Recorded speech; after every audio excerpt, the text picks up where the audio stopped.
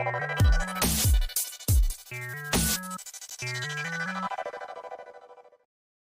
evening, and welcome to Xbox Tavern's X-Pod Tavern episode 113th. I'm Jamie on this lovely Sunday evening, and this week I'm joined, as ever, by MPV Graham.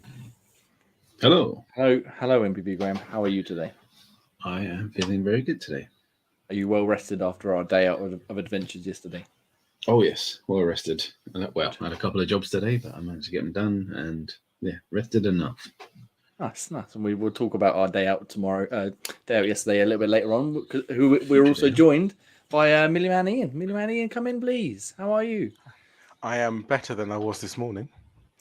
I ended up going back out after we left. You're a madman. Where did you I go? didn't watch Mania and I fell asleep.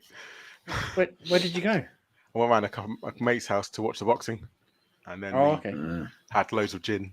And then I went back to try and watch Mania and fell asleep during the women's match and woke up to some random show on that network. I was like, what the fuck is this? I was like, okay, I fell asleep. It's like 5:30. I'm going to bed.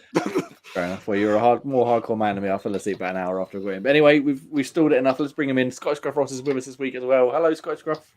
Hello. Welcome back. It feels like it's been a lifetime since we've had you, but I'm pretty sure it's only been a week or two. It's good to be back. It's good to be back. I am, yes. Shiny. Thank you.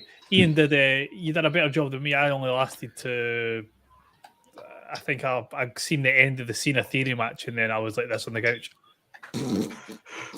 That is early. Gone. Out of it. So I've loaded myself up with energy drinks and plenty of espresso coffee so I can at least sort of try and make it at least halfway through the card tonight. That sounds like a good idea. I managed to avoid spoilers and catch up in the morning, so I was quite happy. That was the same as me, and I'm working at 10 tomorrow, so this is not going to be a particularly good idea for me. That'd be a fun day tomorrow. Ross, you look a bit tired. What's wrong with you? Oh, WrestleMania season.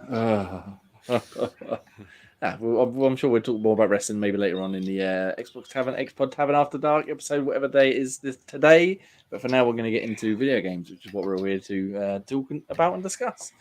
We're going to start once again with things that we've been playing this week. So, Scottish Gruff Ross, seeing as we've missed you for what feels like a lifetime, as I said, do you want to tell us first about a video game? Perhaps why not start with recent release, MLB The Show? Yeah, so I thought I like my Madden, I like my FIFA, I like a couple other sports type games as well. I thought baseball has been one that I've never really managed to get into. So I thought, right, tried it last year. Decided it wasn't for me. I thought, no, right, I'm going to give it a proper try this time. I'm going to sit down. I'm going to learn all the mechanics. I'm going to learn about all the different types of hitting, the different types of pitching and things you get like that.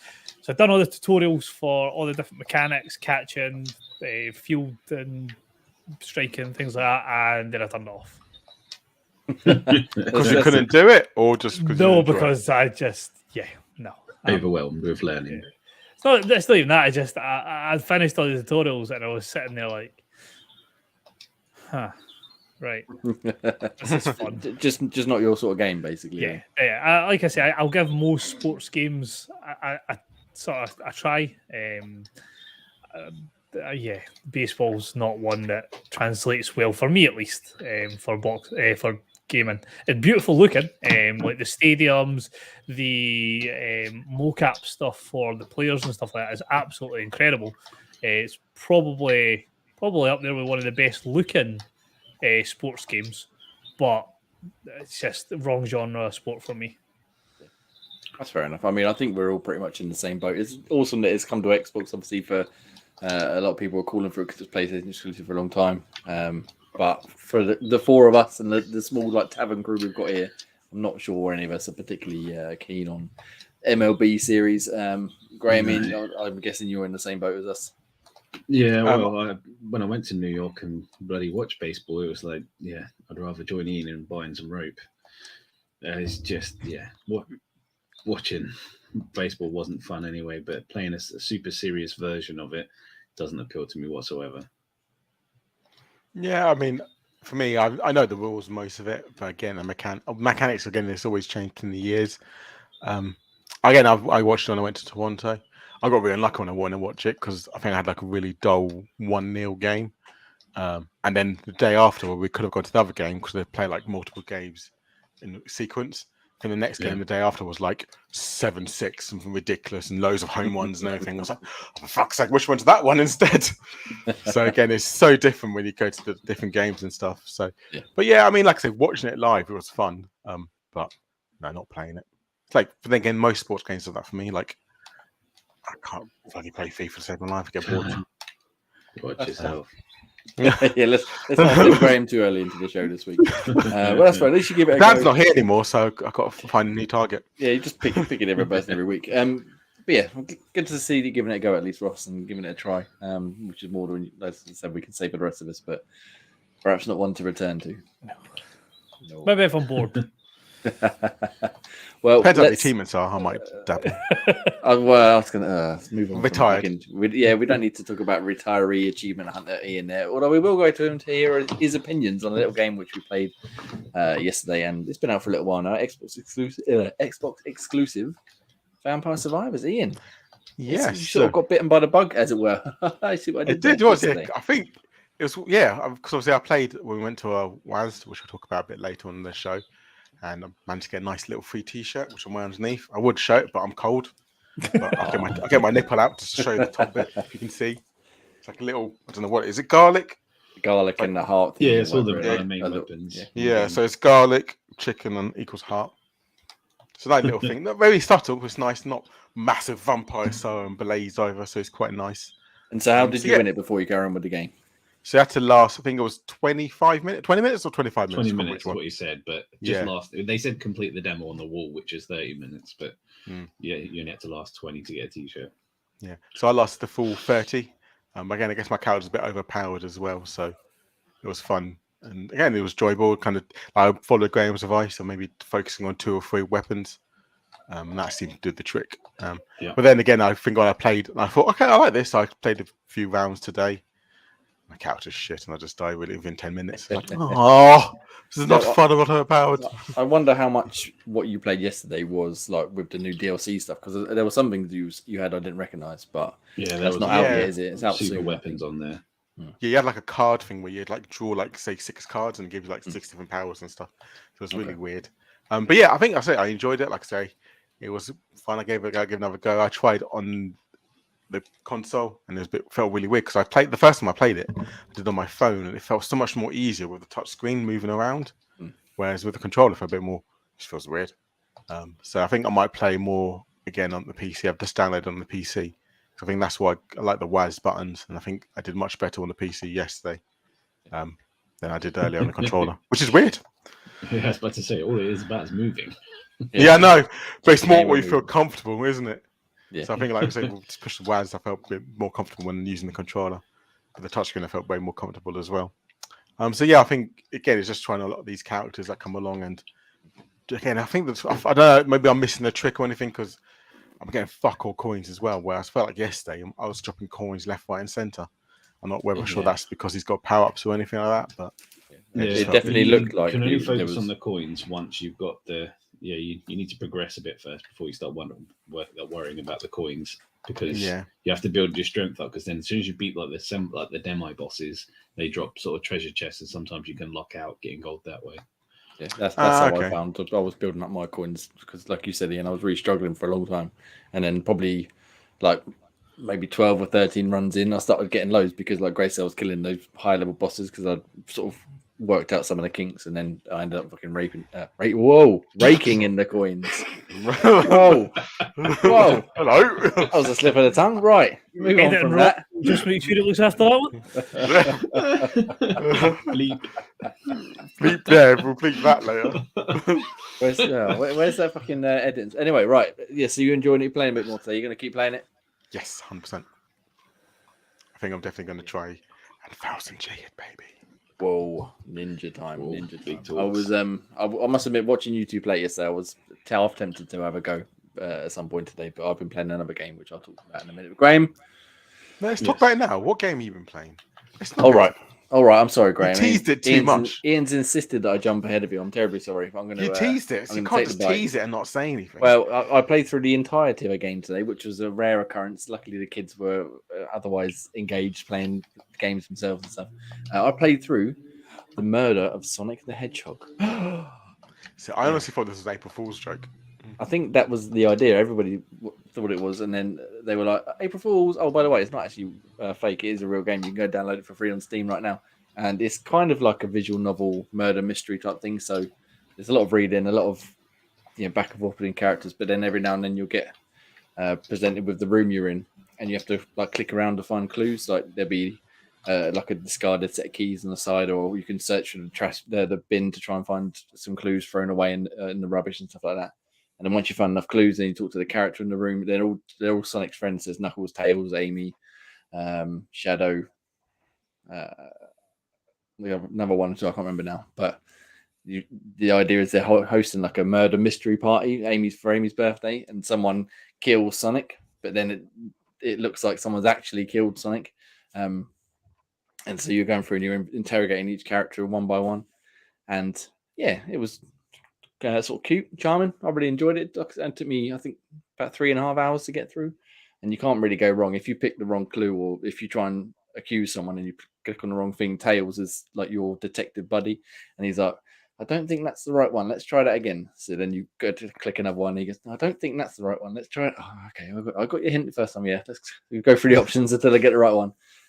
So you can't really go wrong. But yeah, I enjoyed it. And then every time you do click on the right clue, you get like an isometric 2D like auto runner type game to play, and you can move Sonic left and right to collect the rings, and you have to collect a certain amount before the end.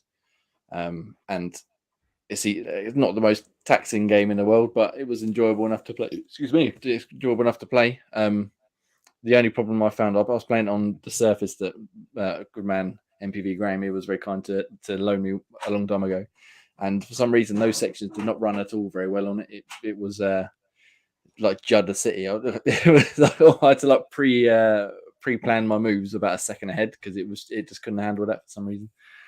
But the rest of it ran nicely, and yeah, the story was enjoyable. It went obviously places you might not necessarily expect for a Sonic the Hedgehog game, especially being something called The Murder of Sonic the Hedgehog. Yeah, it's free on Steam. Highly recommend. Go check it out. Go and do it. Go play it. Is anybody else going to give it a look? Probably not. I think I definitely will. First of all, it's named Full Stroke, and then when you mentioned it yesterday, I was like, "Oh, it's not." So I might have to look into it. Yeah, it's good. Now you're saying it seems very fun. I mean, no achievements, Ian, obviously, and I know you love a good visual novel too.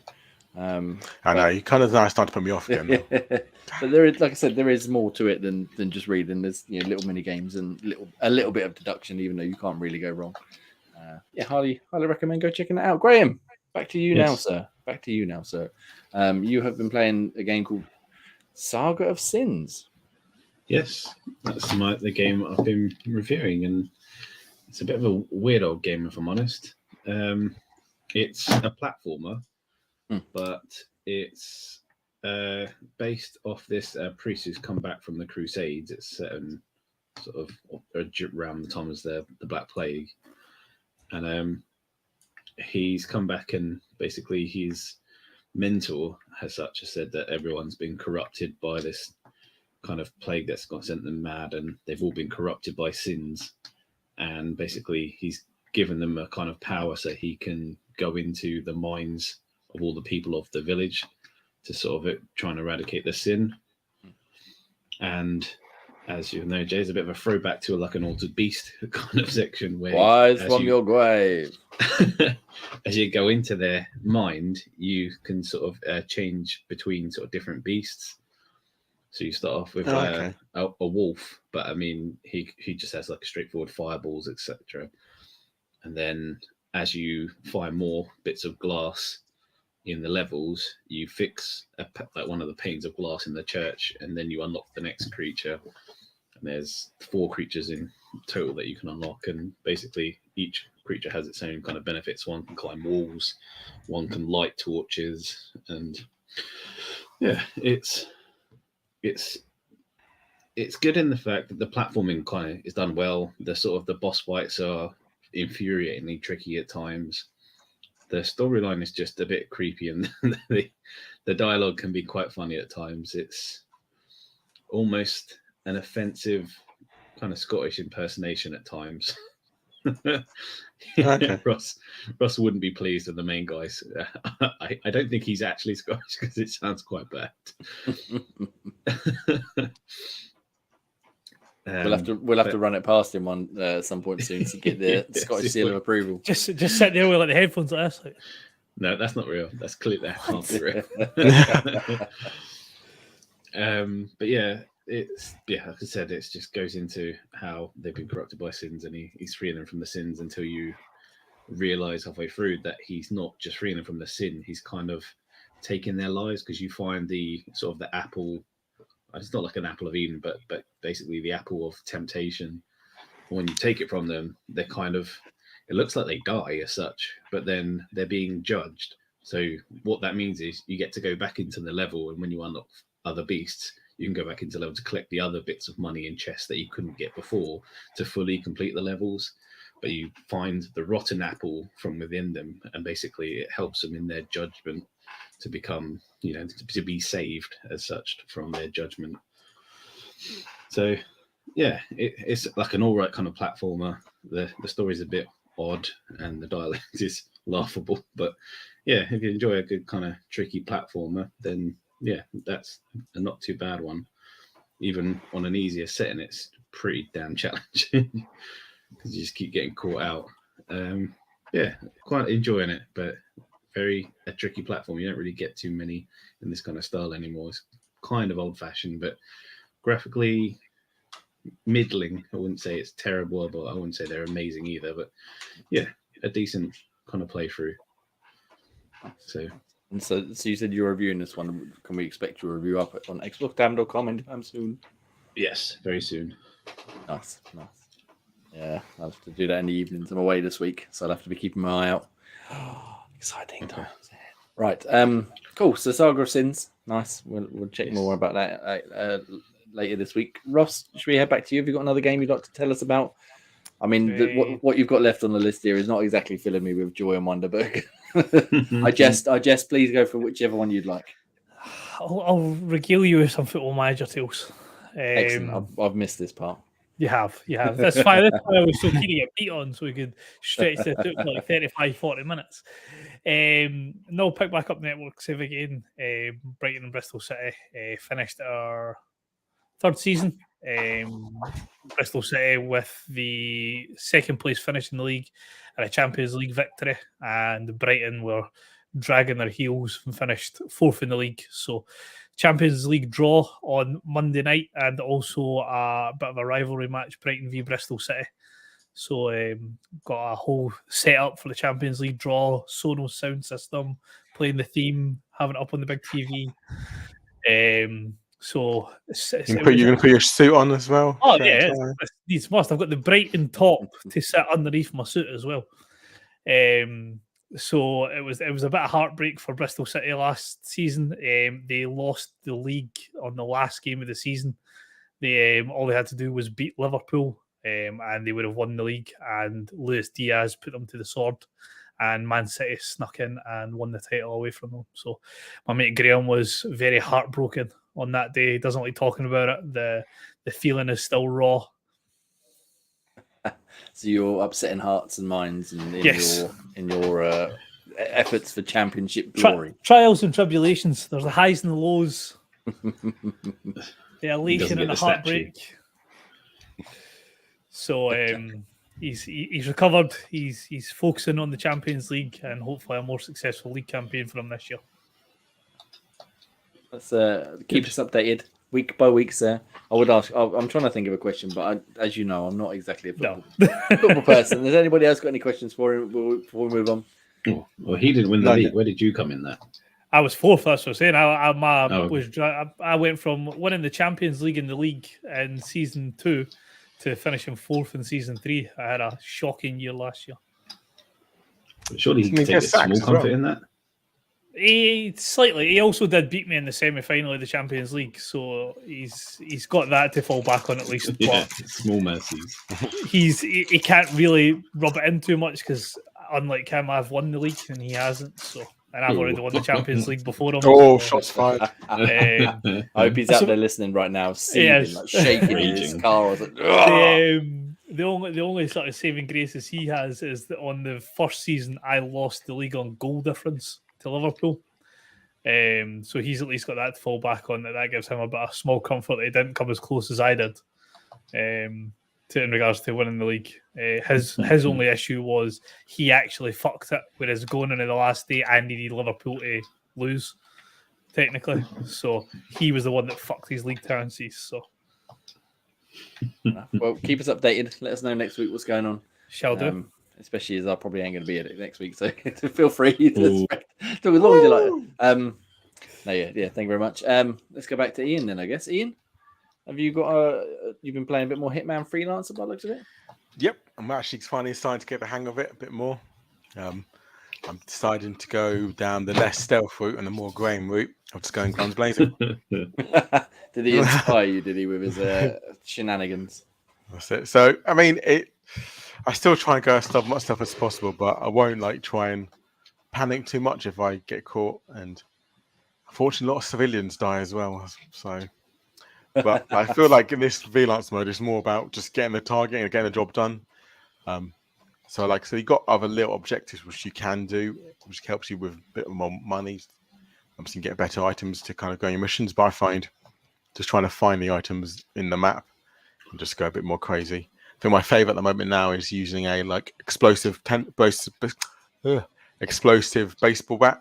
So just launch the ball at them, fucking explodes, and run away quickly and hide and try and get a new disguise on. And that seems to be doing the trick recently for me. I do like the fact that if you do get one chance, a chance if you do say fuck up and die, you can come back to life, and obviously you fail that mission and it makes the other missions a bit more harder. But you still have another chance unless you fuck up the last mission of each campaign. I think there's four campaigns per whole story to say. At the moment now I'm on the third campaign of 4. And I think we're 3-4 levels in. And it's just getting a bit more long because obviously now 4 or 5 targets to kind of kill. So it makes it very difficult. If you fuck up and you get caught and the whole map goes a bit crazy and you've run out of disguises, you've got to so when you start panicking and kind of going a bit more guns blazing. So I always try and keep at least 1 or 2 disguises hidden away. So I can say more down a corridor or something. So I'll run towards that and then put that disguise on, and hopefully no one sees me. So far it seems to go well with that kind of tactic, and yeah, I'm really enjoying it more. So I think sooner or later everyone enjoys it more when you don't go stealth. I was going to say you've gone to the dark side here, Ian. You've sort of proved, Graham, the action and adventure is far more exciting than pure stealth, and I feel a bit betrayed if I'm honest with you. It's more difficult to do stealth in this mode, whereas in the normal Hitman mode, it's a lot more easier to go stealth and a bit more fun. Whereas this mode, they don't reward stealth, and it's well, not going to reward stealth. For stealth. There's always reward for stealth. There's no reward. Leave that to the hide and seek fannies. I told you. To the day I die. To the day I die. Well, excuse me. Speaking of no reward for stealth, I've been playing a game that has stealth in it, but it's all but fucking useless because as soon as you go into an area, they spot you. It's a little game called Resident Evil 4. I don't know if any of you have heard of it. I might have mentioned it before. I'm not sure. It's a remake of a classic 2005 GameCube game, I think it was. I won't bore you with the technical details. I'm nearly at the end now. I haven't quite finished. I haven't had a chance to get right to the end yet. I think I'm on the final chapter, but I am enjoying it. Surprising no one. It's just as good as we remember. There's been a few bits that I know it's obviously they've changed bits for the remake and that, but there's been a few sections where I've completely forgotten all about altogether. There's another section where, slight spoilers, you take control of a different character, and that is in the original game, but the way they've done it in this one is quite different. It's a lot more tense, even though it doesn't last very long. It was quite sort of heart racing at times trying to dodge enemies because you're not able to fight back anymore. And then once you get back in control of Leon, him and his fucking arsenal of guns he's carried in his back pocket, just go and rinse them all down after her. Yeah, I'm really enjoying it. Like I said last week, a couple of slight niggles with it. The lighting on the sort of inside to outside bits doesn't quite seem to sit right. It looks a bit odd. And I guess my only other thing is, although I'm playing on regular difficulty, it's not massively sort of challenging, as it were. I'm sort of, even when enemies are hitting me, I'm not really going down too easily. And the only time I have died is when I've been a bit too gung ho, Gray. Instead of trying to take my time a little bit, I've just gone, oh fuck it, just get in there and blow them all. Because you're not used to it. Well, yeah, exactly. I'm not used to balls to the wall action. And I'm enjoying the changes. They made the opening area where the lake and the village and stuff a bit more open worldy, so you can go back and forth to do side quests and collect treasures and items and supplies and stuff you need to. And there's a crafting system to craft bullets and ammo and health and stuff if you need to be, which I don't think was in the original. I'm not entirely sure. I don't remember there being crafting in 4, but there might very well have been. It's been a long time since I played the original version. But yeah, I'm enjoying it. So you say you completed it, or sorry, no? I'm on the last chapter now.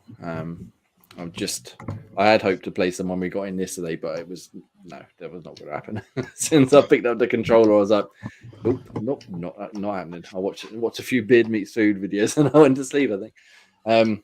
But yeah, I'm looking forward to hopefully finishing that either after tonight, or perhaps if I can sneak my Xbox away with me on holiday, I might play some more during the week. So I don't think she can hear me. Shh, don't tell anyone. Slide the Series S in the bag and not mention it. But yeah. So hopefully get my review up in the next couple of days. You need to get an X screen like I do. I mean, that would have been a wise investment at one point, I think, definitely. But yeah, so yeah, I'm enjoying it. I still think I prefer the 2 remake to this and the 3 remake. But obviously, I'll decide that when it comes time for review time. What about the first remake? That's very good, but no, remake 2 is still. So does it go 2, 3, 1, 4 or 2, 3, 4, 1? Oh no. 4 would definitely be above 3, but 2 is still perfection in my eyes. Can't go wrong with Resident Evil 2 at the minute. Anyway, we'll see how the end pans out. It could all change in this last hour and a half. One other addition, actually, I'll just quickly before we move on. They've added like a mini game where the merchant is, so it's like a shooting gallery, and you can unlock extra customization for your case to give you more chance of ammo drops or more chance of resource drops and stuff like that. And the actual shooting gallery is quite fun. I was enjoying playing that for far too long. It's probably why I haven't finished it yet. I've been trying to get all the A grades on that, which was a nice little surprise to play. So yeah, enjoy that. No Mercenaries mode yet. It comes out, I think, at the end of next week. And I don't know if you remember, Gray. We spent a long time playing that in the summer of 2005 when it came out. I do vaguely remember that one, yeah. Sort of challenge each other, try and beat each other's scores and stuff. So I'm looking forward to getting back into that because that was the best version of Mercenaries as far as I'm concerned. 5 and 6 and the DS ones and that were not quite as good in my eyes. But yeah, looking forward to finishing it and going from there. Right. No more Resident Evil talk for you this week, gentlemen. I know you all love it. I'm sure there'll be more because I'm looking forward to finishing it and then probably starting again with all the power-ups, but that's enough for Resident Evil for me. And there's Hunk. And there's Hunk somewhere, yes. Graham, have you been playing anything else this week, or should we move on to news? Yeah, nothing new. So I can't really go with any more talk about either Ishin or FIFA, which I've been playing a bit more on both of. I think I'm getting towards the tail end of Ishin now, so I've almost kind of finished that. And yeah, FIFA still has its hooks on me, but there's nothing new to sort of bore you with about that yet. Nice. Well, we look forward to being bored about that next week. That's wonderful. Nice. Shots fired. Well, that's the games we've been playing this week. As I said, we'll talk a bit more about some other things we were playing yesterday in the news section. But for now, Mr. Ross, it's been a while. Can you please do the honors and give us a good old plug-in? If you put your mic off mute as well, that will help. Didn't realise that you wanted the plug so early. I didn't have them prepared or nothing. See, I like a good surprise plug-in from time to time, So patreon.com/Xbox Tavern. If you want to support us with your hard-earned money, it is greatly appreciated. You can support us for less than the price of a Costa, Cafe Nero, Starbucks, whatever one of your cafe places you prefer to visit. You can support us for less than what they would charge you for a small caramel latte. Apple Podcasts and Spotify Podcasts, they are the 2 best places to listen to the show. If you can jump in, give us a 5-star rating and leave a little comment underneath, gets us more exposure, gets us into more people's ears. It is very much appreciated. Written reviews can be found at xboxtavern.com. Jay will have a list of the ones that have just came up and ones that are possibly coming up in the week ahead. Socials all run along at the bottom of the screen. You have YouTube channel, Xbox Tavern. Nope, that's the website. YouTube.com/Xbox Tavern. Instagram, Xbox Tavern. Twitter, Xbox Tavern. Facebook, same again. Dan still got his Only Dan's page up. That may be why I think it's on the dark web somewhere. You got to use. I was going to say that may be why he's able to afford his new VR headset. It's not. Yeah, that's what it is, isn't it? He's got like a bump in subscribers, deciding to treat himself his first big paycheck. Yeah. Comes with added bleach for your eyes. Exactly. That's what he sends it to all his subs. Discord, link in the show notes. They played a very nice April Fool's Day the other day, which I hadn't actually clicked was the day that they put it out, and then the penny dropped that that's the reason they had done what they done. So good to see them having a little laugh with all the players in game. I think Jay still actually do it in the end. He did, but I don't think he got it until like the 5th or did he get it on the 5th one? I think. It was.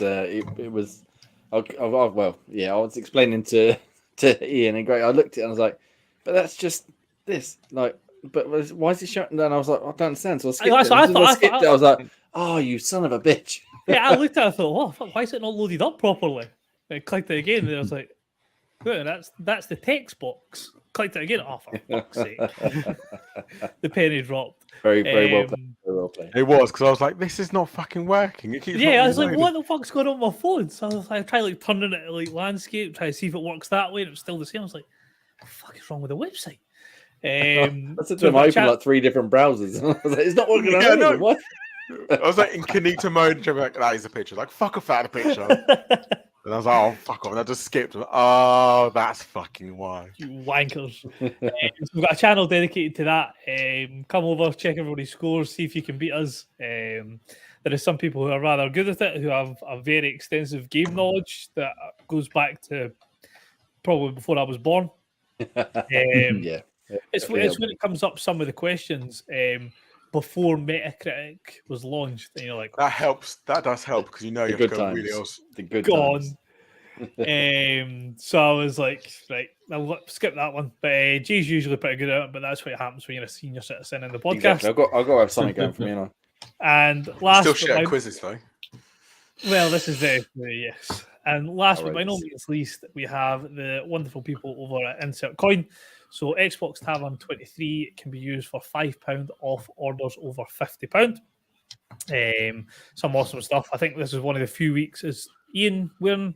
Is that a C game something? But I don't know if it's a Insert Coin one. No, it's not Insert Coin. It's one of the few weeks that we're not wearing something that's Insert Coin on the show. But every one of us has got numerous pieces of apparel from them, and they've just launched. What was my email that I got through?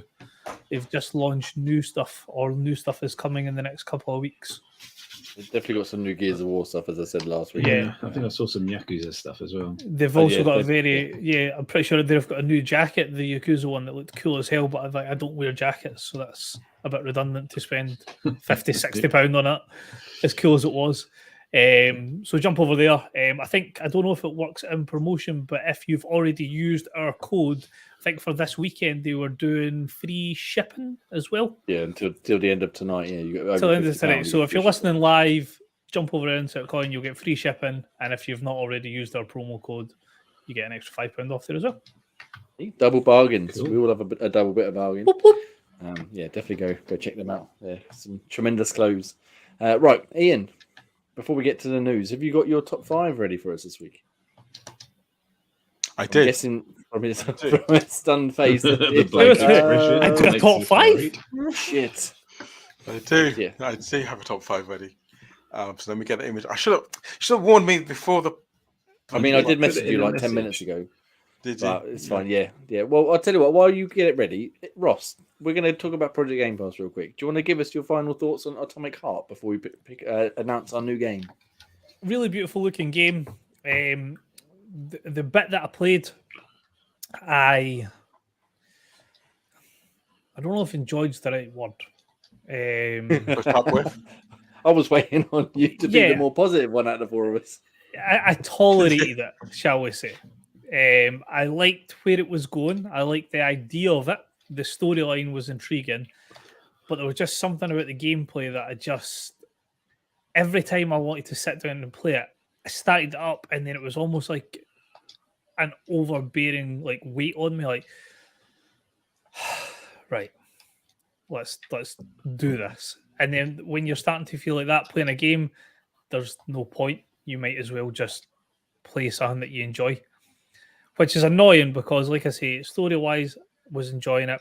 Looks-wise, beautiful looking game, but it just didn't grab me enough to commit the hours to play it because, from what I can understand, there's quite a lot to take in.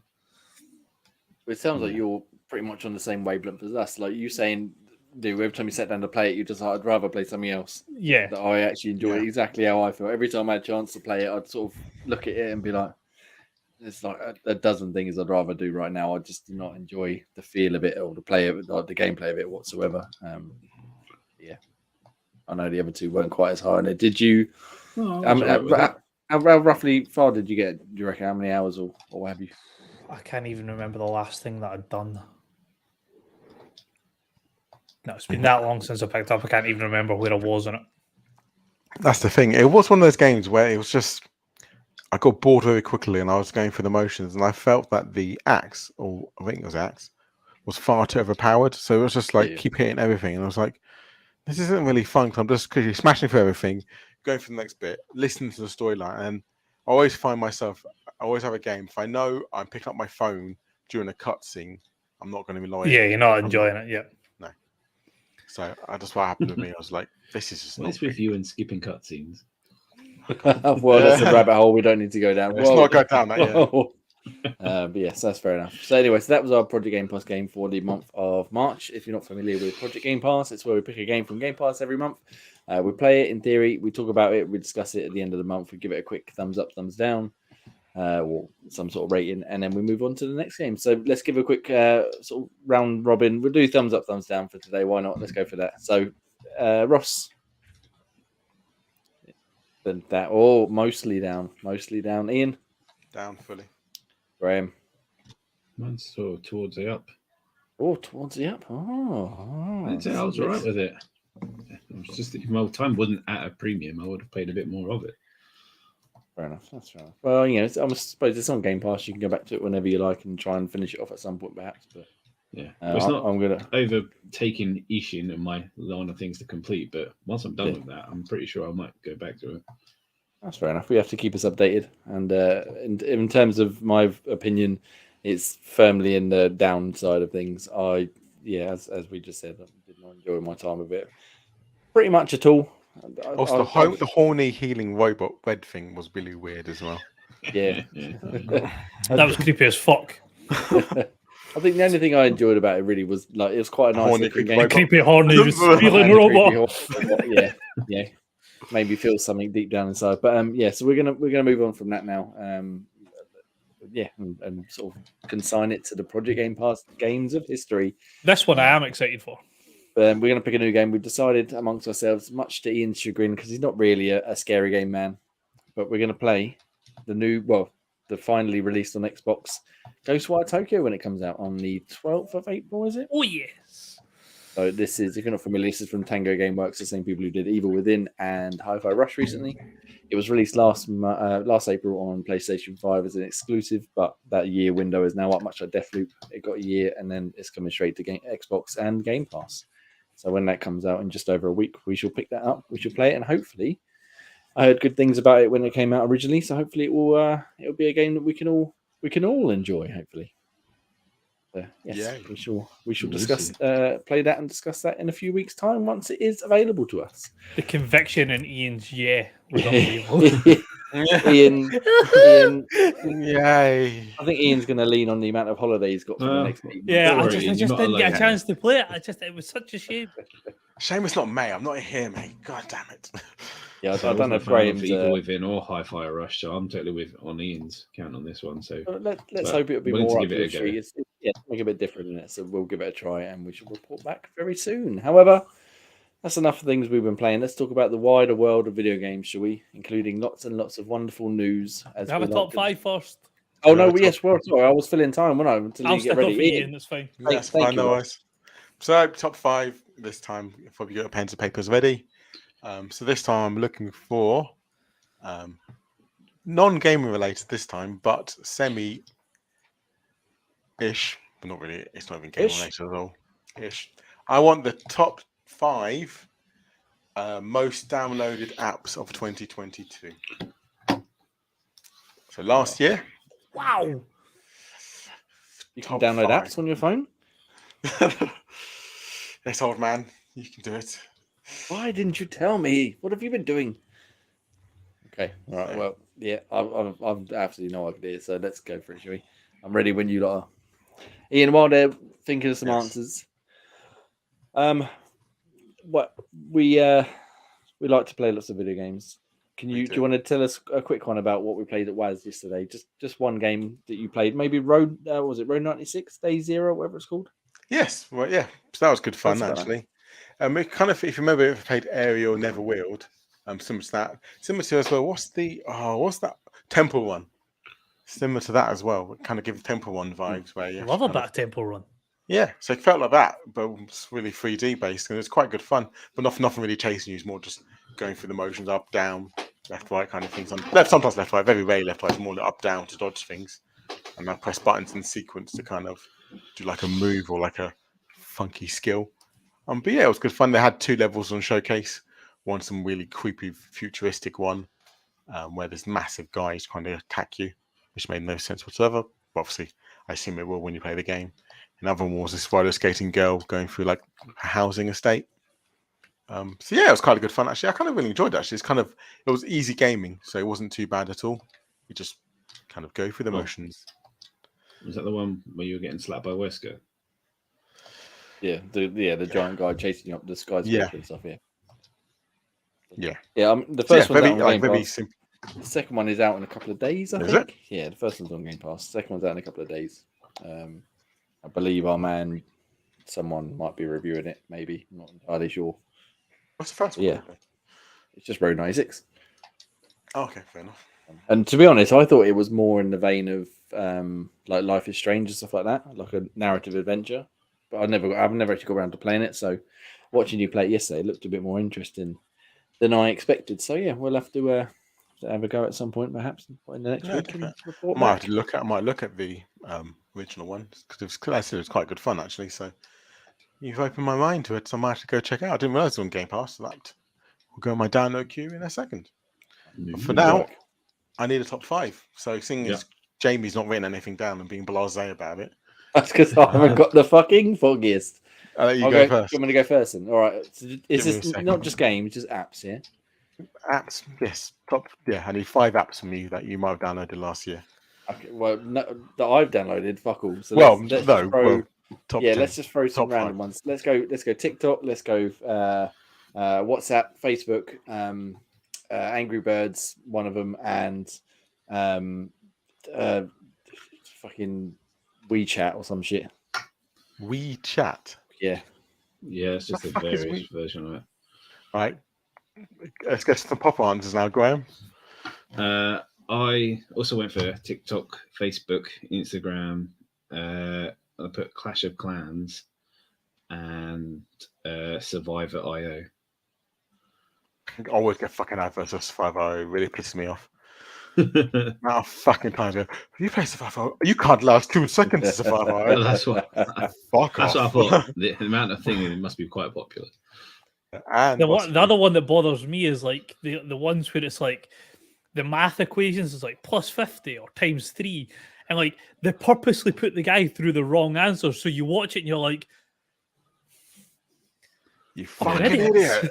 And you always want to know, this is how you fucking. It's one of the little man, and you got like that's how they get you.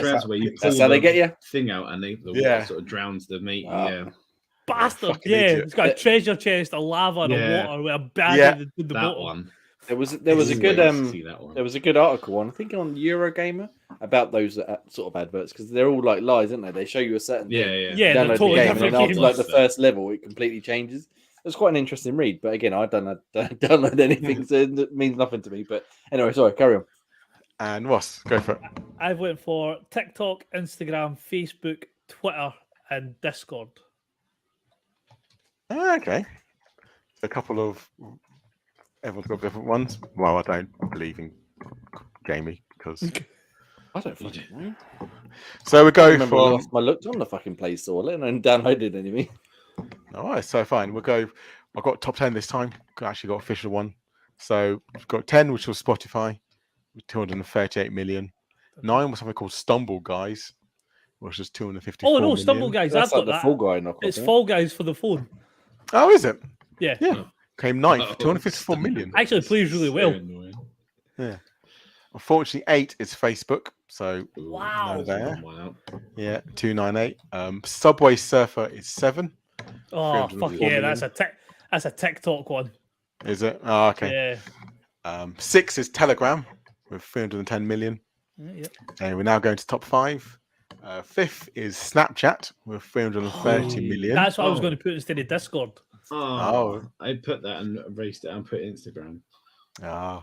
4 is CapCut with 357 Oh million. fuck yeah, the TikTok Really? world. Fucking Yeah, the way you cut shit up, and same with Instagram. to That make me things- and Dan use for the shorts. Yep.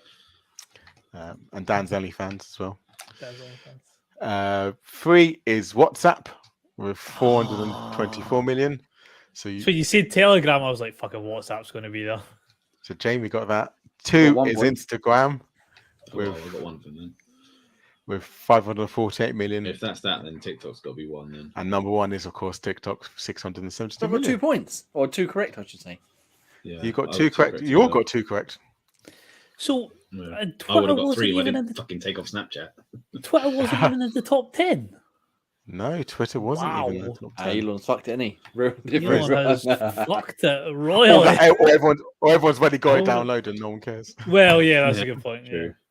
That's why I thought Facebook was got to be one of them because like a load of the games required to have an account with that before you get to it. Yeah. So I thought, like, by law of Do we have a tiebreaker question? Do we have a tiebreaker question? No. Well, he kind of Actually, ruined it because he told us the top 10.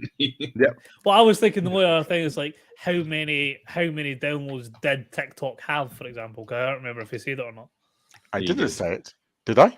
Yeah, you said like 600 odd million, I think. Oh, okay. Okay. Was that I'll take close? away that. Was it close? Who knows? No. Well, You just go on then.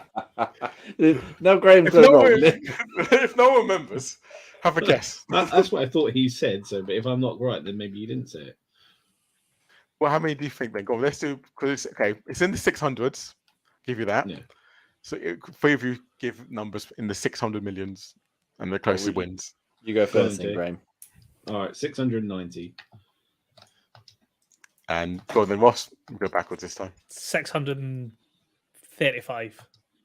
And Jamie. 665. Jamie is the winner. Is 672 million. Fuck you all!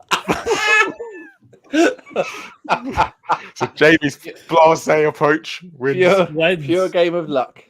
Lures us into a false sorry. sense I of wouldn't have got security. anywhere near it if I didn't say it started in the 600s because I would have said it in the 600 million. Oh, You well, two wouldn't wasn't have gone this- anywhere near it. No, Probably well, not. No, but that's not my problem, is it? My problem You for open your him big next, mouth. I should have paid attention to everyone having 2 points each and gone, actually, I shouldn't do top 10. And what's number 6? Yeah. But I don't think any of you will have said Telegram. So No, Never heard of it. you're Right, anyway, Never that's heard enough of that. Thank you very much, Ian, for top 5. So that puts me in the lead, I think, didn't it? it does. 2 2, points. 2, 1, 0. Ross is yet to get on the leaderboard. I mean, it's not going to last. And us what's that it on long. the leaderboard? I'm James on the Graham's on the leaderboard. lead. Oh, was it Graham not on the leaderboard? Sorry, I thought it was the other way around. So yeah, so, Oh, boy. I'll enjoy this short victory while it lasts. Probably not for very long. Thank you very much. I'll It's make been sure I've Xbox my top Tavern's 10 Export Tavern Popular episode. this time. I wish our top 5 properly next time, but I did have that as one of them. So Nice. There we Thank you go. very much. We should do that each and every week as well. Right, let's get into the news, gentlemen. And obviously, the big topic of discussion this week has been around gaming events, specifically the big one, the big daddy of them all, E3. It has been cancelled for 2023, and a move that probably literally everybody saw coming because they were very quiet about it, as everybody was saying, I don't think we're going to go to E3 this year. Let me just grab my article quickly that I pre-prepared. And So everybody pulling out. literally everybody was pulling out. ahead of Everybody time. was gone. On Pure X, they got the statement from Repop's global VP of gaming, person named Kyle Marsden-Kish. And they say this was a difficult decision because of all the effort we and our partners put towards making this event happen, but we had to do what's right for the industry and what's right for E3. We appreciate and understand that interested companies wouldn't have playable demos ready, and the resourcing challenges being made at E3 this summer an obstacle they couldn't overcome. For those who did commit to E3 2023, we're sorry we can't put on the showcase you deserve and that you've come to expect from ReedPop's event experiences. So yeah, it was obviously due in, was it normally June or July, something like that, and they've sort of left it to the last minute to say, actually, no one cares anymore, no one wants to be here. I think PlayStation, Xbox, EA, and people like Devolver all had events around it, but they were nothing to do with E3. And I think the only people who said they were going to go to E3 was that I saw was Limited Run Games, perhaps, who said that they wanted to go because they enjoyed it as like a sort of a social thing and a good business opportunity to like meet people in person rather than over video calls and stuff like that. But that was the only company I saw that actually said they wanted to go. Ian, you were talking last year about should we go to E3 the next year? And I said to you, I can't afford it anyway. But are you glad we decided not to stump up for plane tickets and hotels now?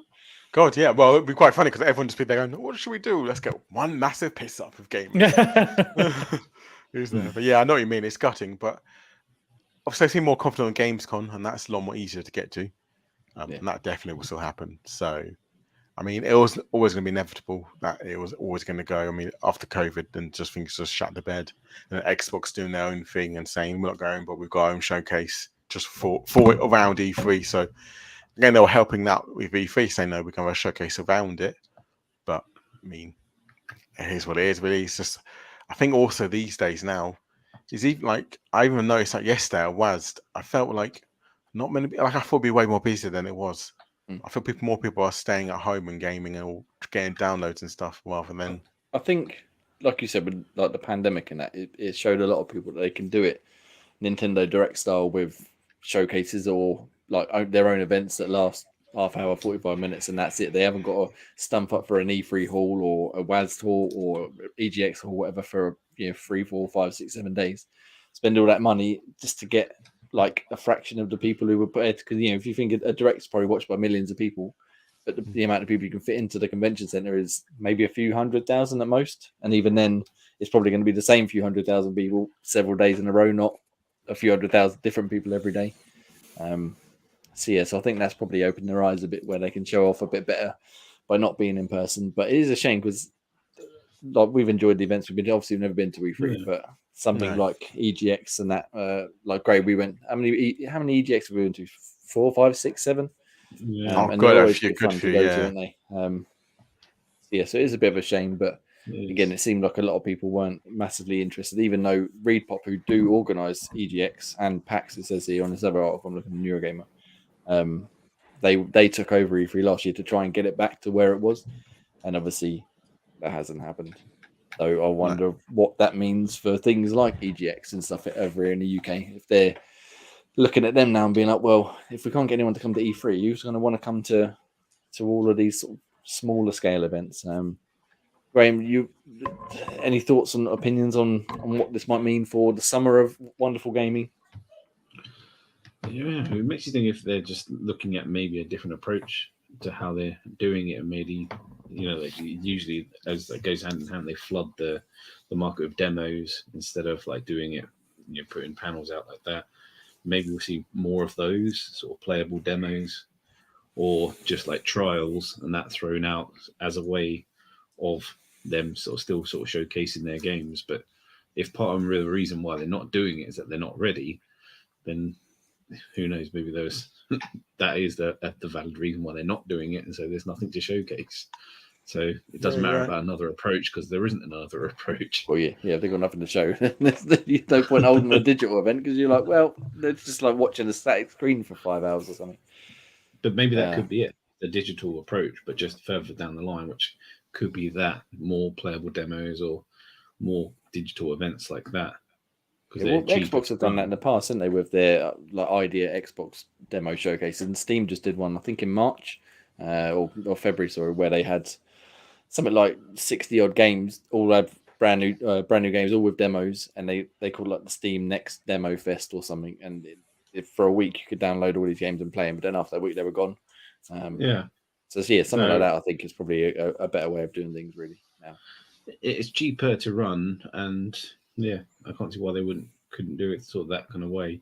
If they then sort of bundle it in with some sort of social app or social part of it as well, so people can still do their networking like they would normally do at those kind of events, then it's kind of win-win for them. It's a much cheaper way of kind of organising it. But that's the only way I can see it going, because there's a lot in digital marketing that they can sort of base it on, which is much cheaper to run.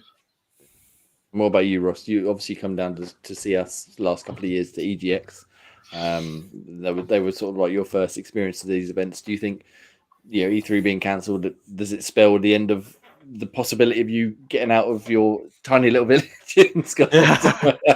Free me from this place. No, I'd be gutted if we didn't have EGX. I know, obviously, in regards to you three, that you've been to EGX in its heyday. The last couple that we've been at, especially last year, the year before, sorry, was maybe a bit more of a letdown coming out of the COVID. Last year, I personally thought it was a massive improvement over the year before, at least. But it was, definitely. I know you were saying it was still lacking compared to other years, but from like the experiences I've had in the first two that I've been to, I'd be like gutted if we never had that sort of thing, or going a wee bit further afield, but still easier for us, like Gamescom or even TwitchCon in Amsterdam, things like that. If we lose that sort of type event, then as much as like Nintendo just did their like Pokemon Day thing, and it was great to see all the stuff that's coming for it, which is great to get it there and then, and it's coming. But having big showcases and stuff like that really ramps up excitement for game releases, just news about upcoming projects that companies might have, the chance to like even things like the Keanu Reeves thing, like You're Breathtaking and things like that. Just having moments that aren't necessarily games, but they're stuff that you remember because of the event. I feel like if these all start disappearing and everything goes digital and we can just do like YouTube showcases and stuff like that, something's going to be lost. Yeah, they do lack a bit of the character, because like E3 was always like, a lot of people called it the gamers' Christmas, because it was one focus point of the year where everyone was involved, and everyone was throwing demo like trailers and news and releases and what have you. And this, as much as I think I prefer like the individual directs, there's definitely something lacking. Like you say, there's not as much character to them sometimes, unless, especially the PlayStation ones. Jesus Christ, they are drab as fuck sometimes. Despite whatever games they show and how good they look, the way they present it is very corporate and very business-like, rather than, at least the Nintendo Directs have a bit of fun, especially when they started doing them, when they'd have little skits and stuff, and Satoru Iwata with his white gloves giving it the direct to you and all that sort of stuff. But I mean, it's a shame that it's sort of shit the bed. Do anyone reckon we might see it again next year? Because this is the second year in a row they've cancelled it now. Can it come back third time's a charm? When we're talking about like our side of things, like EGX Gamescom, I think those have got a much higher chance of continuing, because I think something that's not putting any blame on anybody, but I think one of the big things that have had an impact on E3 is like Xbox want to do their own showcase, PlayStation want to do their own state of plays, Nintendo want to do their own thing. And then companies like Tencent and things like that are going to want to feature at their shows. So that takes like a big chunk of the shows away from E3. So your exclusives on an issue, the Game Awards, Summer Game Fest, games, stuff like that has ruined what E3 had like exclusivity over. So unless they can manage to pull Xbox, Nintendo, and PlayStation back to the table and go, look, what do we need to do for you to stop doing your own showcases and save it all for us, then I can't see it making a return, because they won't have the sort of pull to put out these games. Yeah. Well, look at it. What's the incentive for them to return to everybody having their stuff at the same time, when they can spread it out and do it, when they know that Xbox is going to have a week where they've got no PlayStation news, and PlayStation have got a week where no Nintendo, blah, blah, blah, blah. I mean, Summer Games Fest is obviously the slight wrinkle in this, with Jeff Keighley is almost, because he used to work with E3. They had a bit of a breakup a couple of years ago, which is when E3 started shit to bed. He does his Summer Game Fest where he collates all of these directs and live streams and smaller events into some sort of program. Although again, it's still a bit hit and miss, like who's actually involved and who's officially related and who he's just like promoting because he likes and stuff like that. But it's kind of like an extended E3 that doesn't really, like I said, doesn't really have the character. Ian, sorry, Karen. No, what I was going to say is I feel recently, especially these last, probably I'll say 5-6 years, in the gaming kind of world, it's been very toxic. I find there's not think really just the internet in general, but yeah, I know what you mean. Yeah, I think because of this whole social media and stuff, I think it's just become very toxic. And I feel it's kind of stemmed off between Sony and Microsoft, and maybe a little bit of Nintendo, but not so much. But they want to work with each other. They don't want to be in the same place as each other. They want to try and do their own things because I think they're better than everyone else. And it just kind of ruins it because they forget, like, some gamers are multi-platform. Some gamers don't really care which console it's on. And I think like they're just starting to get very too much like, this is our console, we're going to do our own thing. And that's what players do. Oh, we're not going to do E3 because Microsoft and Nintendo are E3. It's like, why are you being so petty? Everyone wants to see your games. Everyone wants to play. Everyone's gamers at the end of the day. Stop being a dick and just fucking enjoy yourself. I think that's the good thing about Xbox in a minute. They're definitely trying to promote more unity, as much as I know the Activision Blizzard bullshit aside, like, more players, more choice, all that nonsense that they're trying to just like appease the people they need to appease. But I do feel like Phil and everyone else at Xbox is trying to be like, this is our console, this is our game, this is our brand, blah blah blah. But if you want to play over there, that's up to you. We're quite happy to provide you with something to play as well. But if you come over here, we've got all of this as well, and they're trying to get everybody a bit more united. Whereas, especially Sony, we're like, well, we are high class and rather highfalutin individuals, and if you play on us, then you are the best kind of person. But also, fuck you because we don't like you and go away. But it's like Microsoft, like if, for instance, say tomorrow they lost X brand and just went shut down, if it got shut down, it's still pocket change to them. They still be like, okay, we've still got Windows platform, everything that's to do with Windows there. Whereas Sony, if they fucking shut the bed and lost PlayStation or Nintendo lost their market, they'll be screwed as a company. And I just think they need to realize that, we actually want to play games and have fun, and we want to see these showcases. E3 just hype up, like, looking forward to E3, see what new games are coming out. Now it's like, wait for the showcase, and that's it, really. Like, there's no real fun to it. I think the other thing as well is there's so many fucking games coming now that even something like E3, you see, say, 50 great games, trailers over the week.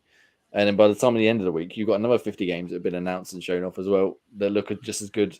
And then you've got another 50 games. And it's just like, there's no room to breathe anymore. Everybody's releasing games fucking left, right, and centre. Graham, you've been very quiet. Any thoughts and opinions on what we've been saying? Any input you want to add? Yeah, well, I was just wondering the same sort of thing. It is, as Ian said, it's getting a bit toxic. I wonder if that lingering deal we don't ever mention about is part of the reason why this fucking thing is sort of gone the way it has. That it has forged that kind of disconnect as such in there. But maybe it's that, and the part of the technology nowadays is creating it hot and making it harder for sort of the big games to be ready for these kind of things, because there's so much thing about rushing and sort of time crushing things that they just don't want to obviously rush anything and have anything half-assed put out, because it's just too, I suppose, hurtful if it has a bad impression when they're committing so much time to committing a product which takes years to make, and then obviously they lose all of that kind of motion on a bad demo as such. Just a Twitter thread full of people going, looks like shit. Is this a PS2 game? Yeah, exactly. They spent 3 years making it just to get that kind of canning straight away. Yeah. So there's no buzz for it when it finally comes out. They take a freeze frame from a fucking super compressed YouTube video. Oh yeah, they put the video 360p. Yeah, then they like zoom into like a pixel that's like there, and they go, look at that, look at it, look how pixel it is. Fuck off. Exactly. What's this running at 29 frames a second? Thing. Maybe that's it's just so toxic, and it's just not there. It's probably one of the things why we don't really go on Twitter anymore, apart from to see random shit, especially gaming stuff. It's so petty and so fucking just bores you after a while. I must admit that I tried to stay off there, but there's like every now and then I'll go on there for the site or just because I'm having a shit, and there'll be like so much nonsense where they're like just people. Like, I'm not even bothered about sides. Just people in general. Just picking some sort of allegiance and being like everything the other company does or whatever. It's like, oh well, that's the worst thing I've ever seen. But it's not though, is it? It looks great. Just enjoy it. Enjoy the games. Just play games. Just be nice to everybody. I don't know how many more times we've got to say this. We need to start a new campaign. I think. Be nice. Hashtag be nice, you cunts. That's what we need to Nice. we call it. Be nice, you cunts. That's the hashtag. That's the hashtag. Promote niceness and no more bullying. Be nice, you cunts. Yeah, that's what we do. Clip that out, Daniel. Hashtag be nice, you cunts. All right. Be nice, you cunts. Anyway, so E3 is going away to Dodo. It looks like, but there still are some smaller events as we've mentioned, including one that me, Graham, and Ian went to yesterday. Ross, do you mind if we talk about WAS for a few moments? The floor is yours, gentlemen. Nice. So this is the second year this event has been on. It was at the Truman Brewery in London. Yes, it was, yeah. And it's like an indie game showcase mainly, although it did have a couple of bigger titles there this year. And we went for the entire day yesterday. We ended up staying. I think we stayed a lot longer than any of us expected to. Yeah. And yeah, no, there was a lot of good games there. We didn't play everything. There was a lot of games there that looked good, but we just didn't really have a chance to check out. There were some games there that not really our sort of thing, and there were some games there that which surprised us. And Graham, I know you enjoyed a few games. Do you want to tell us about one in particular? I think there was that game we played. I think Patch Quest. I think it was. Patch Quest. Yes, that's one of the first ones we played, I believe. While Ian was playing some VR, I think. Yeah, so that was just like a neat little what is it? Not isometric, but just like a Zelda-ish style sort of scrolling game where you got to attack enemies and collect mounts by sort of swinging a rope, which I didn't find out straight away. And then basically you pick up different fruits, and the different fruits change your weapon type into like either a burst type or a shotgun or rapid fire. And basically, in the way that old school Zelda had like a little grid of square maps where you can either go up this many or left this many or down this many, and you kind of just progress different bits, and it shows you where the boss kind of stages kind of bits are. And it was quite charming the way it kind of played. It wasn't overly difficult at times, but it was no mean a breeze. There was a lot of different tricky bits and a lot of things you have to kind of pick up and understand. But yeah, for a game that I probably would have known but called Patch Quest, I quite enjoyed that one. It was quite a neat little game. Yeah, because we played it like sort of not in co-op, but we played it at the same time together. And yes, a little bit of bullet hell to it, wasn't it? Where the enemies, the way they attack, sort of it was out the in a bullets style, and stuff. Not quite as challenging as a bullet hell, but it was good, yeah. And it was almost like a roguelike. So every time you die, you went back to the home base, and then when you come back out, the order of the patches and stuff had changed. So there was different like biomes and stuff to get to if you made it that far. And I made it to the water one, and I got instantly destroyed because I had a rubbish mount to go in the water. I think I had like a fucking like a hedgehog or something trying to go through the water area. It got absolutely destroyed. But yeah, it's enjoyable enough. It's out now on Steam. I don't think it's out on console, but I imagine it might turn up at some point on the Xbox very, very soon. So that was a decent little game called Patch Quest. Lovely. There were lots of other games there. Ian, do you want to tell us about another game? Go on then. I will tell you that I realise that I am terrible if E Honda or C Viper isn't in Street Fighter. If my two babies aren't in Street Fighter, I'm shit at the game. So that was probably there was probably two big games there, and that was one of them when it's Street Fighter 6. Street Fighter, really good looking game. Really fun. All right. I think one of the ones where I probably will say, I think I might actually try and get into this a bit more. Maybe learn more characters. Because, it was still good fun. A lot of it was button mashing and spamming, trying to really had a chance to figure out the combos and stuff. But I think overall it's definitely another stuff. Looks really good. Feels really good. I'm looking forward to see playing some of the new. I think they had Jamie there as a new character. Yeah, I can't believe you lost as Jamie. Outrageous. I was hoping there was Dan was Jamie. I was going to say we got Jamie and Dan now on it. Yeah, I mean, it was the same Dan wasn't there to play Jamie versus Dan. Brilliant. Yeah, Xbox Tavern's slowly taken over Street Fighter 6. They had some sort of tournament there as well, didn't they? People were actually competing. They did, yeah. Little. I only watched a little bit of the footage, and I was like, I'm never going to get anywhere near that good. I've got no chance. Loads of dodging and stuff. It seems to be quite popular because that's like the last two EGXs. They've both had Street Fighter at them for competitions on the big stage as well, have they not? Yeah, I think the last one we went to had Street Fighter 5 competition going on. Yeah. Overall, it was actually quite good fun there playing Street Fighter. Going for my list, what other games I played. Actually, no, I'll turn to you. I want to hear more about Switchback. Switchback. All right, let's move on. I'm going to talk about the dirty PlayStation now. I'm terribly sorry. I love all consoles. Really, it's dark pictures, isn't it? So what was it? Hashtag be nice to fans. Right. So as you might have seen if you're watching the video, I got a nice shiny sticker on here, which I got assaulted with by the staff there. It says PlayStation Indies. They were very upset that I had an Xbox hoodie on while I was playing on PlayStation VR. But I played. Sorry, the cat keeps coming in and out. If you can hear the cat like ricocheting back and forth all the time. Yes, it's VR version of the Dark Pictures games. Which, if you has anybody played? Is this the roller coaster one? Yeah, the roller coaster one. So Rush of Blood was the one on the original PSVR. This is like the sequel to that, but instead of being based on Until Dawn, it's based on Dark Pictures. And it's just a roller coaster ride / a light gun shooter. So you got two guns in it, well, one gun in each hand, and you're just going along a roller coaster track, just shooting all the different enemies and creatures and stuff that appear. The level I played was based on Man of Medan, and it had some of the sort of scenery from it. So I forget the exact name of the ship that you end up on, sort of where all the horrors and stuff appear. But you're going sort of like on the roller coaster on the beach, and then I suppose it would be the Medan when you're going on the roller coaster. I forget. That's a Dan. That is a Dan. It's called. Wow. Well, Dan, clip that one as well. Right. Anyway, so we're going on some unnamed ship, and we're going along. And the roller coaster's going through like the beach and over the sea and stuff, and then you end up on that ship.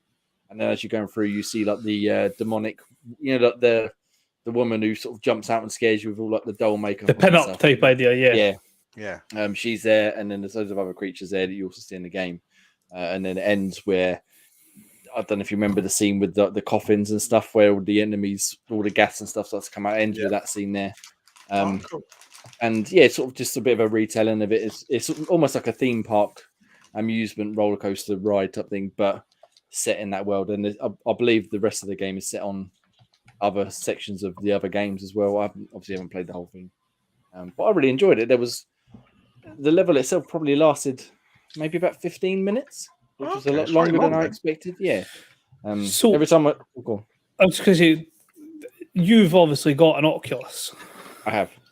And I know this maybe wasn't the best game to showcase how it feels to play a VR game, but how did it feel compared to? So how did the VR2 compare to the Oculus Quest, for example?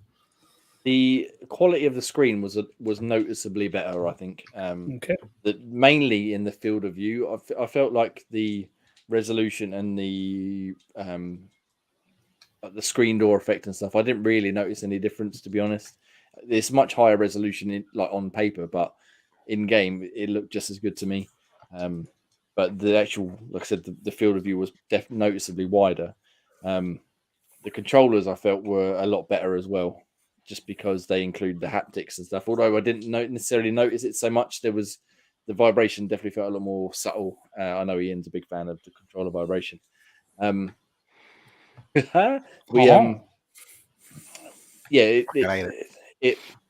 My only sort of big hold up with it, because I played another game as well. I won't talk about that, but the other one I played stood up. And I noticed the cable. I was stood on it several times throughout the 10-minute demo I had. And whilst for Switchback, I was sitting down, I was still doing a lot of left and right and sort of dodging left and right as well. And I imagine if you're playing that one standing up, you're going to end up fucking tangling yourself up something rotten. So does the cable need to be in it at all times? Yeah, you need to, because that's how it's sort of powered and functions and stuff. You can't unplug it at all.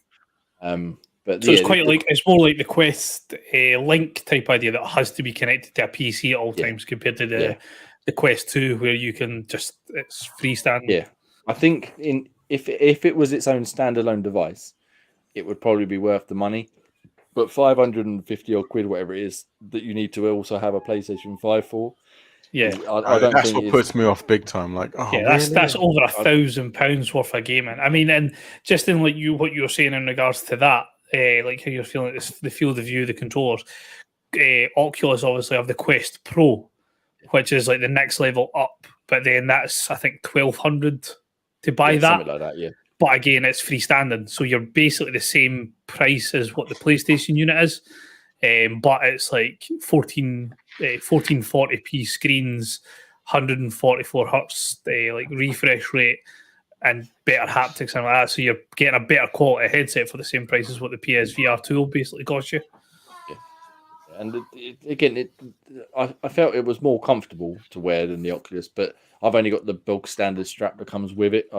Whereas we played another VR game, which we might get to later on, where they had like a extra. I forget the exact model of it, but it was a proper good. Like, that's the one I've got. So mine's goes like so. I can't remember what the original one's like, but my one has like bracers along the side that you can manually adjust at the back, where like a steering wheel. Yeah, that's what I've got with. That's like a built-in secondary battery as well. So you've got extended play time. It's more comfy, and then with that, you also get different inserts. So on like a normal VR, have you got the foam? Yeah, whatever's put on it by default. You haven't. Yeah. So in the premium one, you get it's foam, but it's got a layer of silicone over the top of it, so you don't get like the scratchy foam rubbing backwards and forwards on your head. And then it comes with different inserts for the lenses, so you can put glasses on top of them. Yes, that's the other thing actually with the PSVR 2, the sort of the surrounding part of it. It wasn't foam; it was more like a rubbery top thing. But it actually had like I don't know the exact word, but like an accordion, like it folds up. So it had a bit there. So when you put it on, you could push it in, and it would be sitting on your face, but not really noticeable. There was no pressure. Yeah. Whereas on the Oculus, I find there's usually a gap here type idea. I felt they definitely did a much better job of that on the PSVR 2. And that was PlayStation Tavern. That was PlayStation Indie 7. I can take the sticker off now. I'm just saving it for this, but the game itself, I really enjoyed the game. Like I said, I really enjoyed Rush of Blood. It's the only reason I'm disappointed that I sort of sold my original PSVR. But it's not good enough for £550 worth on top of my PlayStation 5 as well. Maybe if it comes down in price one day, I might think about it. But yeah, no, really good. Really enjoyed the actual game itself. Right up my alley. A bit of light gun shooting. Oh, let's talk about House of the Dead anyway. Right, House of the Dead. If they brought that to VR, I think I'll probably never leave. Anyway, let's move on from that one. Gentlemen, should we talk about a game we all played at the same time? Although, again, not in actual co-op. A game called Dead Island 2. Yes.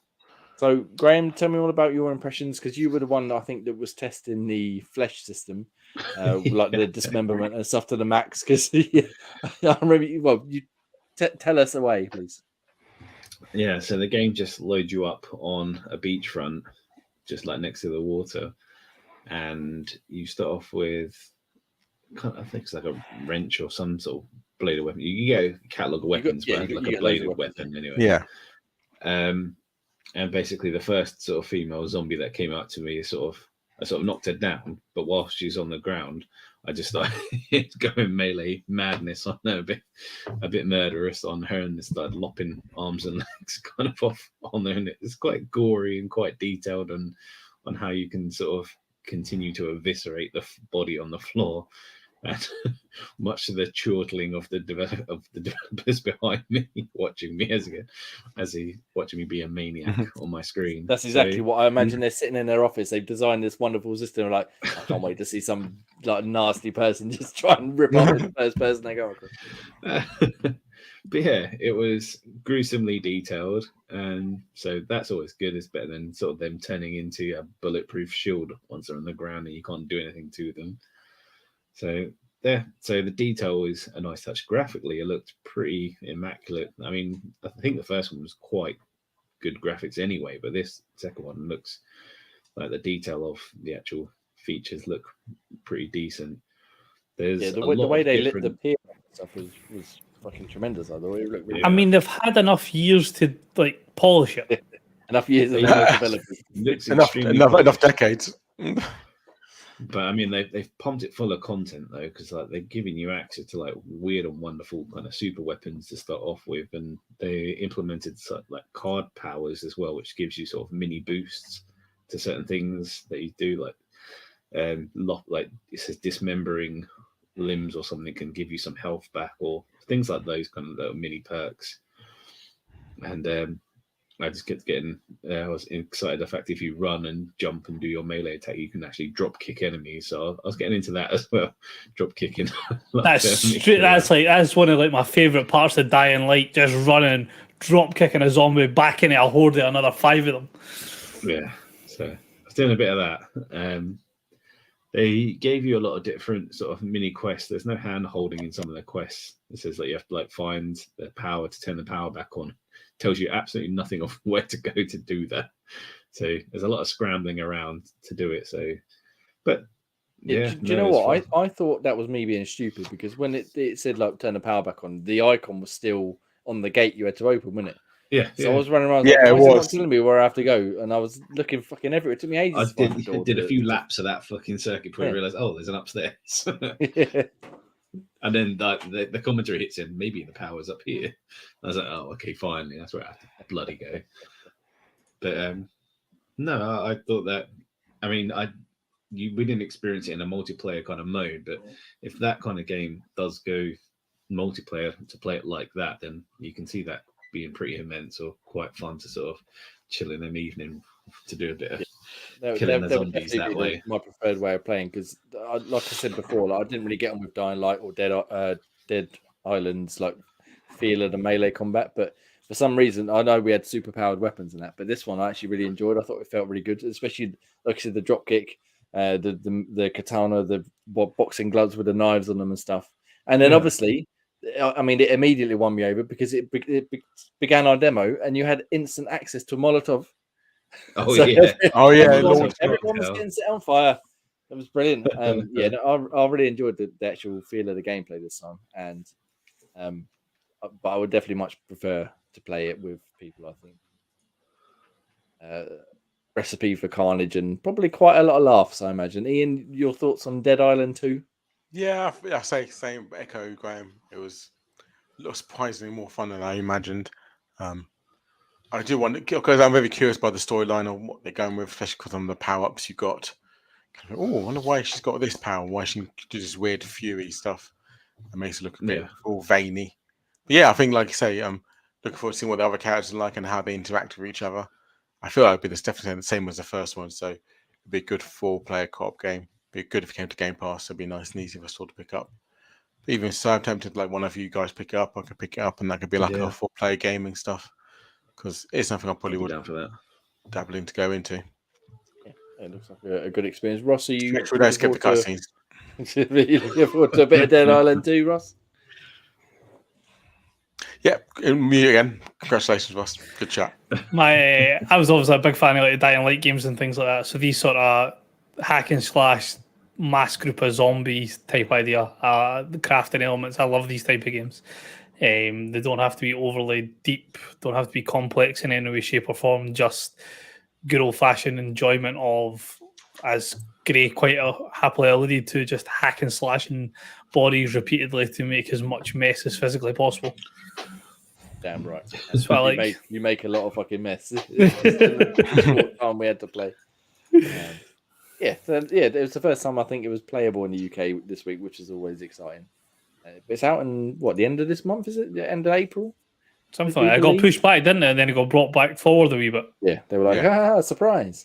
Definitely more interested in checking that out now after playing it at WAS rather than going in blind. Yeah. Which is, again, as we were talking about just a minute ago, sort of the benefit of events like this where you get a chance to get hands on with games you either aren't interested in or have never even heard of. There was loads of games there. I won't go into more now. I've written an article which is up on the site now about some of the games we played. But there was some like weird little curios, I think they called them. One of which really caught my eye, and it's actually free on itch.io to play, which is called England on Fire. Like a narrative adventure type thing, but I was enjoying it, and I was when I was writing up earlier on, I thought I'll just just searching for a trailer. I was it's free on itch. I'll just press the play button. I'd sit there and play it for about half an hour. I was like, no, I've got to go back to Brighton. I've got to finish the scene before I lose my train of thought. I enjoyed that. So, any other games, gentlemen, you want to talk about, or should we move on? Let's move on. Yeah, so WASD Live was in London, as I said. Hopefully, we're back next year. And it's it's only the second year, but it's already got a lot bigger, I think, in terms of the game selection. So maybe next year we'll have a few other big hitters as well. Going from there, and it wasn't even too busy either, even though we went on a Saturday. We waited 20 minutes for Dead Island, and that was about it. The rest of it we pretty much got on straight away. And the food was fucking good for once. I love me that crap. And the convention food, these sort of things, generally shit food, really overpriced, really shit food. But that duck place was fucking tremendous. What a wonderful wrap that was. It was massive as well, wasn't it? Yeah. Almost worth the £11 it cost us to fucking buy it. Yeah. Almost. I was more pissed off about £22.50 for a can of Coke. I was like, what the fuck is this shit? Yeah. I mean, we expected it to be pricey, but it was nice. It was very nice. Yeah. Nice. All right. Well, let's move on from double nice. From the WASD-ness then. Like I said, there's an article up on the site right now that I sort of regaled some of the more interesting games I've played, including a nice first-person puzzle game, which I'll let you go and read all about. Called Viewfinder. I won't talk about that right now. Gentlemen, I've lost with all backwards and upside down. We're done with the news for now, I think. Anyone want to talk about any of the other quick hits? I mean, Vampire Survivors win a couple of BAFTAs. Recently, it beat Elden Ring and God of War. That's pretty interesting. And they good. Do you know how they celebrated at their stand, Ross at WASD? They put a post-it note up on the board that said 2-time BAFTA winner. Yay! They were giving out lots of chocolate eggs as well. And t-shirts and t-shirts for people playing. But I thought that was quite cute. They literally just put a yellow post-it note up on the wall. It's a good job. It was good though, actually, we'll talk about this one very quickly because I know a few people have been interested in this. We've got some cheaper expandable storage coming our way, according to Tom Warren over at Verge. Those fine folk at WD Black, Western Digital, I should say, have announced that they're going to be offering expandable storage cards. So they're the first company other than Seagate to do so. It's going to be priced at $179.99 for a 1 terabyte one, which is still expensive, but it is, I believe, $40 cheaper than the Seagate version. And then obviously there might be more models announced, or indeed other companies might announce some. So is anybody? I know it's expensive, but is anybody else tempted to check out one of these now that there's slightly more options on the market? No, I prefer to delete stuff from my console. Yeah, not for just the money side of it. I just don't ever feel the need to have more than a terabyte's worth of games on my Xbox at one time. I'm just really curious why I still got Gears 5 installed on my console. Because we're supposed to be playing it, you fucking chump. # be nice, you can. Anyway, so we'll get more storage options for our console. Like you said, not for me. I'll just delete stuff and re-download it. But then I can delete it. Oh, wicked! I'm quite fortunate to have the space to keep Gears of War 5 on my console, and also decent internet to download stuff. I mean, obviously, as games are starting to get I think I've got 2, maybe 3 games on my system that are over 100 gig now. So it's going to get to the point where you are going to have 5-6 games on your console, and that's it. But even at that, I would imagine that.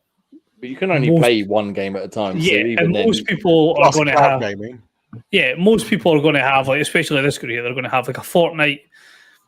Like myself, I've got Roblox for my wee man, PUBG that I always bounce back to, and then FIFA and a big title that I'm currently playing, and then a game that I always bounce back to. So maybe 7 games at most that I keep on my console nearly at all times, and then the big game that I'm currently playing, that when I finish that off, I rinse and repeat and put something else on it. I don't store games just so they're easy access.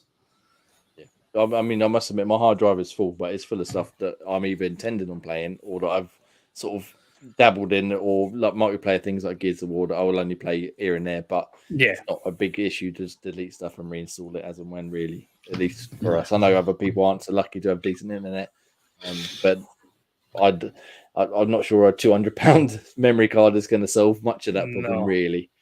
Hopefully we get some cheaper options down the line. Nice. Yeah. Right, gentlemen, we've been going for a hell of a long time this evening already. I've very much enjoyed chatting with you once again, as we like to do every Sunday, 8 p.m. Yes. However, let's get to the round off of the show, shall we? And then we can get to the Xbox Taverns After Dark, where we're talking about all things sexy.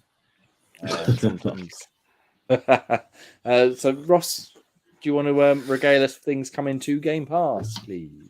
I can indeed. I'm going to run through the whole month, and then we'll cut them down week to week as we go forward. So, April 4th, EA Sports PGA Tour is doing a 10-hour free trial on console. Buzzing for this game. I will be jumping onto that to get it downloaded ASAP.